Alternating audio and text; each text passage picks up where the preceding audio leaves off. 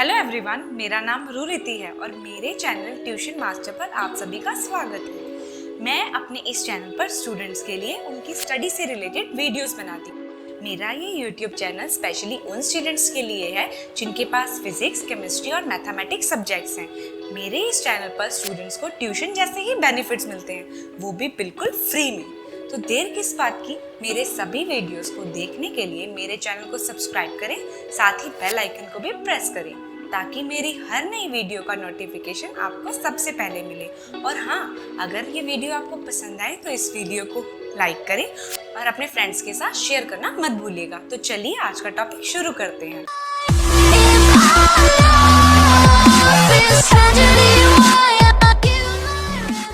आज का हमारा टॉपिक है ग्रेविटेशन। देखिए, बहुत अच्छा एग्जाम्पल आपको मैंने सामने रख दिया है ग्रेविटेशन का, जो कि है हमारा सोलर सिस्टम, सन के अराउंड कैसे प्लैनेट्स रिवॉल्व होते हैं। चलिए सबसे पहले नजर डालते हैं इसकी डेफिनेशन के ऊपर।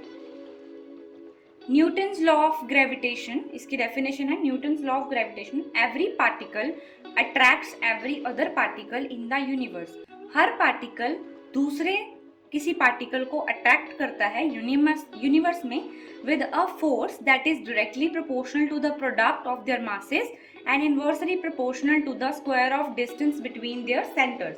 क्या है कि जो भी पार्टिकल हमारे पास है वो किसी दूसरे पार्टिकल को अपनी तरफ अट्रैक्ट करता है, तो उसका जो फोर्स होता है वो किसके डायरेक्टली प्रोपोर्शनल होता है, प्रोडक्ट ऑफ देयर मासेस, उनके मासेस के प्रोडक्ट के यानी मल्टीप्लिकेशन के, and inversely proportional to the square of distance between their centres. उनके सेंटर्स के बीच का जो डिस्टेंस होता है उसका स्क्वायर होता है। अब उसका फॉर्मूला हम पढ़ेंगे जो कि है एफ ऑफ जी यानी force of gravitation, that is equal to, ये फॉर्मूला मैंने दिया जी m1 m2, वही बोला मैंने, force is directly proportional to m1 m2 upon में r स्क्वायर। जी क्या है, ग्रेविटेशन कांस्टेंट बोला जाता है, जो हमने डायरेक्टली प्रोपोर्शनल के साइन को हटाने के लिए यहाँ लगाया है। Okay, the publication of the theory has become known as the first great unification as it marked the unification of previously described phenomena of gravity on earth with non-astronomical behavior। ये जो theory थी, ये publication जो theory थी, ये कब known हुई? As the first great unification, जब इसे मार्क किया गया यूनिफिकेशन ऑफ जितने भी प्रीवियस जो डिस्क्राइब फिनोमेना थे ग्रेविटी के अर्थ पे, उनके जितने भी एस्ट्रोनॉमिकल बिहेवियर्स थे उसको डिस्क्राइब करने के लिए, तो ये थ्योरी जो है वो नोन हो गई थी, मतलब लोग इसे जानने लग गए थे।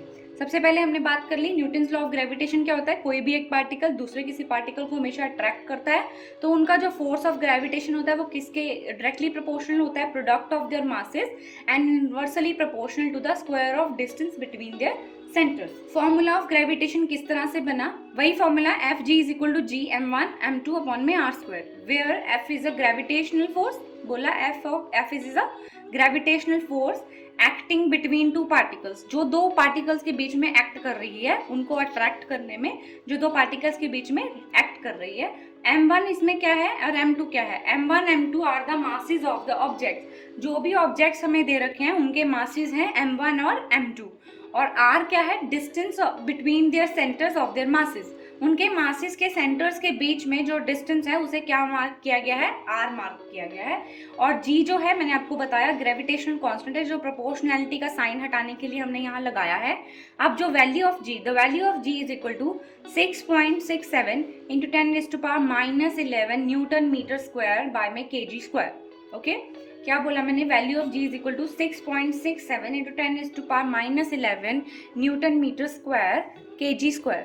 अब बात करते हैं ग्रेविटेशनल फोर्स की। ओके, ग्रेविटेशनल फोर्स की डेफिनेशन क्या है? Each body in this universe attracts other body towards itself with a force known as gravitational force. हर बॉडी जो यूनिवर्स में है वो किसी एक बॉडी को अपनी तरफ, दूसरी बॉडी को अपनी तरफ अट्रैक्ट करती है। किस फोर्स की वजह से? उन दोनों के बीच की अट्रैक्शन की जो फोर्स होती है उसे हम बोलते हैं ग्रेविटेशनल फोर्स। उसे हम क्या बोलते हैं? Gravitational force. Thus the gravitation is the study of interaction between two masses। तो gravitation क्या हुआ? दो masses के बीच के इंटरेक्शन को स्टडी करना, उसे हम बोलते हैं gravitation। Okay, out of the two masses the heavier one is called a source mass and the lighter one is called test mass। क्या हुआ? जो भी बॉडी यूनिवर्स में है किसी दूसरी बॉडी को अपनी तरफ अट्रैक्ट करेगी विद अ फोर्स, उस फोर्स को हम बोलेंगे ग्रेविटेशनल फोर्स। दस ग्रेविटी कौन सी स्टडी बन जाती है? दो मासेस के बीच की इंटरेक्शन को स्टडी करने वाली। Gravitational force is a central force. Gravitational force कैसी फोर्स है? Central force. Which depend only on the position of test mass from the source mass, जो सिर्फ किस पे डिपेंड करती है, position of test mass from source mass. Source mass से test मास की जितनी पोजीशन होती है सिर्फ उस पर डिपेंड करती है। And always act along the line, हर हमेशा किस तरह से एक्ट करती है, along the line joining the centres of the two masses. हमने बात की थी दो मासेस हैं उनके सेंटर्स से वो लाइन जो होती है उसका डिस्टेंस हम मेजर करते हैं, तो उसी पे ही एक्ट करती है। Gravitational force decides how much we weigh and how far a ball travels when thrown before the land on the ground. Gravitational force क्या डिसाइड करती है कि हाउ मच वी वे, हम कितना वे करेंगे, मतलब हमारा भार कितना होगा, और and how far a ball travels when thrown before it on the ground, मतलब कितनी दूर तक बॉल जाएगी। ये ग्रेविटेशनल फोर्स ही डिपेंड करती है या डिसाइड करती है कि कितनी दूर बॉल जाएगी जब उसे थ्रो किया जाएगा, when thrown before it lands on the ground. तो इसके बाद हमने बात की ग्रेविटेशनल फोर्स की, वो क्या होती है, उसकी डेफिनेशन हमने पढ़ी। Each body in the universe attracts other body towards itself with a force known as gravitational force. Thus gravitation is the study of interaction between two masses. Out of these two masses the heavier one, जो भारी होगा उसे क्या बोलेंगे, source मास, और जो lighter होगा उसे क्या बोलेंगे, test mass. Okay, gravitational force is a central force, gravitational force एक सेंट्रल फोर्स है which depends only on the position from test mass से source mass and always act along the line and the centers of the two masses. Okay, gravitation force क्या decide करेगी, हमारा वे कितना होगा, हम कितना वे करेंगे, और कितनी दूर तक बॉल ट्रेवल करेगा when we thrown, जब हम उसे फेंकते हैं, before it land on the ground, कितनी दूर जाएगा वो भी कौन डिसाइड करता है, gravitational force. Now the next topic is principle of superposition of gravitational forces. Principle of superposition of gravitational forces. Newton's law of gravitational all answers only the interaction between two particles. If the system contain n particles, there is n minus 1 2 such interactions. Newton's law of gravitation सिर्फ दो particles के बीच के interaction को define करता है, लेकिन वो ये डिफाइन नहीं करता कि अगर वो पार्टिकल्स जो है वो n नंबर ऑफ पार्टिकल्स हो जाएं तो क्या होगा। देयर आर n माइनस 1 इस तरह की इंटरेक्शन होने लग जाएंगी जिसको जो न्यूटन्स लॉ ऑफ ग्रेविटेशन है वो डिफाइन नहीं करता। तो इसकी वजह से according to this superposition principle, if each of the interactions act independently, अगर हर कोई जो इंटरेक्शन इस तरह की है वो इंडिपेंडेंटली एक्ट करेगी uninfluenced by other bodies, and the result can be express in the vector summation of this interactions. क्या बोला कि उसने सुपरपोजिशन का प्रिंसिपल क्या बोलता है कि जब भी कोई इंटरेक्शन होगी वो इंडिपेंडेंटली अकर कर रही है, मतलब उसका किसी दूसरी वाली इंटरेक्शन से कोई लेना देना नहीं है, तो जो रिजल्ट हमारे पास आएगा वो वेक्टर सम f किसके इक्वल होगा, F12 F13 F14 up to so on कितना F1n, n number of terms हमने पार्टिकल्स बोले थे, तो 1n जितने भी n नंबर्स ऑफ पार्टिकल्स होंगे वो वहां हम पुट कर देंगे, तो हमारे पास ये आ जाएगा। ये इसको भी एक्सप्लेन कर देगा कि न्यूटन लॉ ऑफ ग्रेविटेशनल जो है उसके बाद principle of superposition of gravitation force इस चीज को एक्सप्लेन करता है। ठीक है, इट स्टेट्स दैट, अभी स्टेट क्या करता है देखो, the resultant gravitational force F acting on a particle due to number of point masses, किसी भी पॉइंट मासेस के जितने भी नंबर्स हैं उस पे is equal to the vector sum of forces exerted by the individual masses on the given particle. Newton law of gravitation ने सिर्फ ये एक्सप्लेन किया कि दो पार्टिकल्स के बीच में कैसी इंटरेक्शंस होगी, लेकिन principal of superposition of gravitation force ने ये एक्सप्लेन किया कि अगर वहां पे n नंबर ऑफ पार्टिकल्स आ जाएं तो न्यूटन्स लॉ की बजाय आप अगर इस तरह की लॉ को, प्रिंसिपल ऑफ सुपरपोजिशन को एक्सप्लेन करोगे तो वो अंडर एनी इन्फ्लुएंस वो चीज सॉल्व हो जाएगी। ठीक है, उन्होंने क्या बोला था कि अगर कोई भी इंटरेक्शन हो रही है, इंडिपेंडेंटली हो रही है, अनइन्फ्लुएंस्ड हो रही है किसी अदर बॉडी के, तो आपका जो रिजल्टेंट होगा वो क्या होगा, vector sum all the forces, all the interactions बोल लो या ऑल द फोर्सेस बोल लो। ठीक है, अब बात करते हैं ग्रेविटी की। ग्रेविटी क्या होती है, the gravitational force of earth is called gravity. Earth की जो ग्रेविटेशनल फोर्स है, ठीक है, अर्थ की जो ग्रेविटेशनल फोर्स है उसे क्या बोलते हैं, ग्रेविटी। अर्थ की ग्रेविटेशन फोर्स को क्या हम बोलते हैं, gravity. That is gravity is the force by which earth pools a body towards its centre. इस तरह की ग्रेविटी ऐसी फोर्स है जो अर्थ पुल करती है किसी भी बॉडी को टुवर्ड्स इट्स सेंटर। ठीक है, towards its centre. The acceleration produced in a body due to gravity, जो एक्सेलरेशन प्रोड्यूस होती है किसी बॉडी में due to force of gravity उसे हम बोलते हैं acceleration due to gravity. Okay, ऐसी एक्सेलरेशन जो किसी बॉडी में प्रोड्यूस होती है due to force of gravity उसे हम क्या बोलते हैं, एक्सेलरेशन ड्यू टू ग्रेविटी। इसे डिनोट किससे करते हैं, स्मॉल ऑफ g से, and its value is 9.8 metre per second square. Okay, सबसे पहला ग्रेविटेशन फोर्स ऑफ अर्थ को क्या बोलते हैं? हम ग्रेविटी बोलते हैं। ग्रेविटी ऐसी फोर्स है जो अर्थ में कोई भी बॉडी है उसको उसके सेंटर पे पुल कर रही है। दूसरा, एक्सेलरेशन जब किसी बॉडी में प्रोड्यूस होती है due to force of gravity, उसे हम बोलते हैं एक्सेलरेशन ड्यू टू ग्रेविटी, उसे डिनोट करते हैं जी से, और उसकी जो वैल्यू होती है वो क्या होती है? 9.8 मीटर पर second square. Acceleration due to gravity is independent of the shape, size and mass of the body. Acceleration due to gravity इन सब चीजों से इंडिपेंडेंट है, इन सब चीजों से कोई फर्क नहीं पड़ता है, जो कि है shape, size and mass of the body. ये तो है नहीं कि कोई पतला इंसान है तो वो हवा में उड़ रहा है और मोटा इंसान नीचे बैठा, ऐसा नहीं है ना। उनकी शेप, साइज और मास पे वो डिपेंड नहीं करती कि कितनी एक्सेलरेशन ड्यू टू ग्रेविटी लग रही है, सब पे सेम लगेगी। ओके, इसमें बात करते हैं, if a man can jump with velocity v from the surface of earth. अगर कोई मैन जो है वो जंप करता है with velocity v from the surface of earth, height attain by the man is v square by में 2g। Okay, उसकी कितनी हाइट अटेन की जाएगी? v स्क्वायर बाय में 2g। ठीक है, v स्क्वायर बाय में 2g। अगर कोई मैन वेलोसिटी से जंप करता है v से, तो वो चाहे कोई मोटा हो, चाहे पतला हो, चाहे जितना मर्जी उसका मास हो, उसका जो हाइट अटेन किया जाएगा वो इसी फॉर्मूले से निकाला जाएगा, जो कि है v स्क्वायर बाय में 2g। ये लिखा हुआ मैंने, v स्क्वायर बाय में 2g। अब बात करते हैं, the value of g on moon is less than earth. Of course सी बात है, हमें पता है जो मून की एक्सेलरेशन ड्यू टू ग्रेविटी है वो कितनी कम है, किससे? अर्थ से। हेंस ऑन मून, इस वजह से मून पे a man can jump higher than earth.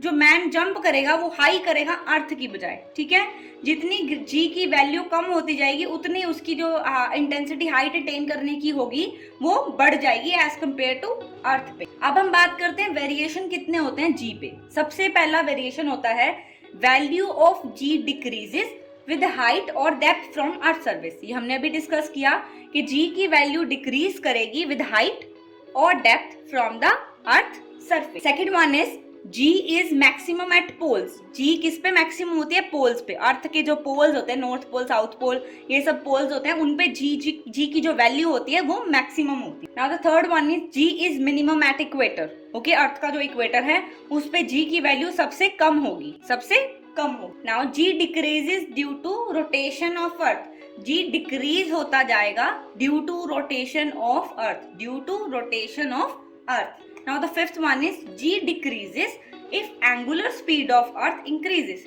G decrease करेगा अगर angular speed of earth increase करेगा। जी कब डिक्रीज करेगा? जब angular speed of earth increase करेगा। And increases when angular speed decreases, मतलब वो एंगुलर स्पीड के इनवर्सली प्रोपोर्शनल है जी।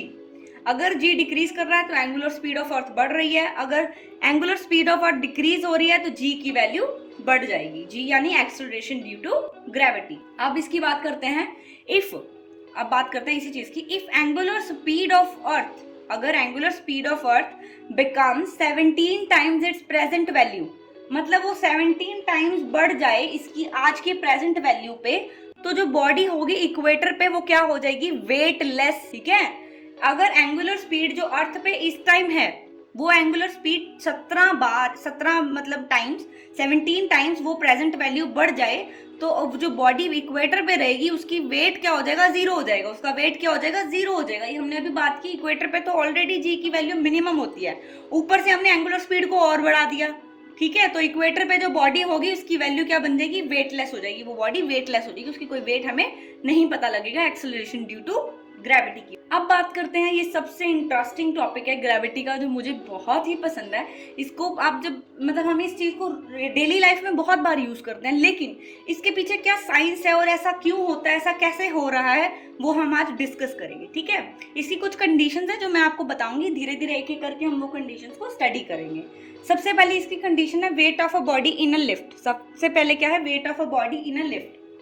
If the lift is stationary, अगर वो लिफ्ट स्टेशनरी है या मूविंग है और moving with uniform speed, the apparent weight of a body is equal to its true weight. अगर कोई लिफ्ट खड़ी है या मूव कर रही है किसी यूनिफॉर्म स्पीड से, तो जो बॉडी का अपैरेंट वेट होगा, मतलब जो उसका वेट होगा, वो कितना होगा? उसके ट्रू वेट के इक्वल ही होगा, ठीक है। अगर कोई वो लिफ्ट जो है वो खड़ी है या मूव कर रही है किसी यूनिफॉर्म स्पीड्स पे, तो जो बंदे का वेट होगा, जो भी इंसान का वेट होगा, वो उसके ट्रू वेट के इक्वल ही रहेगा। बॉडी का जो अपेरेंट वेट होगा वो ट्रू वेट के इक्वल ही रहेगा। सबसे पहले कंडीशन तो बहुत इजी है, आपको याद हो गया। अगर बॉडी जो है, लिफ्ट जो है वो स्टेशनरी है या मूव कर रही है यूनिफॉर्म स्पीड से, या मूव कर रही है यूनिफॉर्म स्पीड से, ठीक है, तो उसका apparent weight of a body is equal to the true weight. If the lift is going up, अगर लिफ्ट ऊपर जा रही है विद एक्सेलरेशन, अब ऊपर जाने के लिए उसे एक्सेलरेशन की जरूरत पड़ेगी ना, the apparent weight of a body is more than is true weight. अब लिफ्ट अगर ऊपर जा रही है विद एक्सेलरेशन, जो अपेरेंट वेट ऑफ बॉडी होगा वो more than its true weight, उसके ट्रू वेट से ज्यादा हो जाएगा, उसके ट्रू वेट से ज्यादा हो जाएगा अपेरेंट वेट। अब थर्ड वन, अगर वो डाउन जा रही है, if the lift is going down with acceleration the apparent weight of body is less than the true weight, okay. If the lift is going down with acceleration the apparent body का जो wait होगा वो true weight से कम हो जाएगा। सबसे पहला topic हमने पढ़ा, इफ द लिफ्ट जो है वो स्टेशनरी है या वो मूव कर रही है किसी यूनिफॉर्म स्पीड में, तो उसका वेट जो है, बॉडी का वेट वो सेम रहेगा, अपेरेंट वेट और ट्रू वेट सेम रहेगा। और अगर बॉडी जो लिफ्ट जो है वो अप जा रही है विद एक्सेलरेशन, तो अपेरेंट वेट ऑफ बॉडी का जो है वो ट्रू वेट से ज्यादा हो जाएगा। और अगर हम बात करें लिफ्ट डाउन जा रही है विद एक्सेलरेशन, तो जो बॉडी का अपेरेंट वेट होगा वो ट्रू वेट से लेस देन होगा। अब इसके फोर्थ पॉइंट को स्टडी करते हैं। इसका फोर्थ पॉइंट है, if the cord of a lift is broken, भगवान करे आपके साथ ऐसा ना हो, लेकिन हम इसको स्टडी कर रहे हैं सिर्फ। If the cord of the lift is broken, अगर लिफ्ट की जो तार जिससे लिफ्ट ऊपर या नीचे जाती है, जो तार होती है, कॉर्ड होती है, वो अगर टूट जाए तो इट फॉल्स फ्रीली, वो एकदम से इतनी स्पीड में फ्रीली नीचे ही फॉल करेगी एक्सेलरेशन ड्यू टू ग्रेविटी की वजह से। इस सिचुएशन में जो wait of a body in the lift become zero. क्या होगा?